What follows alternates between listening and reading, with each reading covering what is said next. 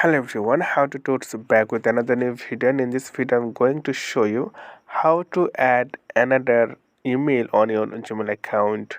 So I'm just going to tap on my Gmail application.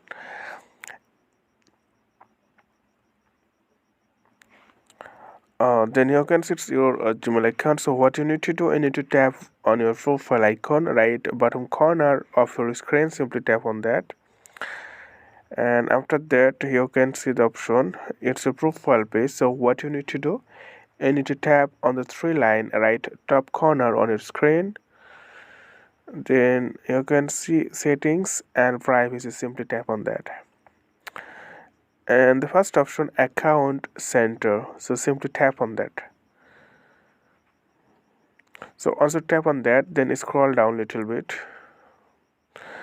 I can say you can see the option personal details, this one, and again contact info, and you can say add new contact. Simply tap on that, and add email. Simply tap on that. Then you have to give the email, which email you want to add. Then select your profile, but adding this email will replace your current email so on this account. So you need to make sure that either you change your current email or you just need the new one, and after that next, then it will be okay. So okay friend, today's no more, and thank you for watching.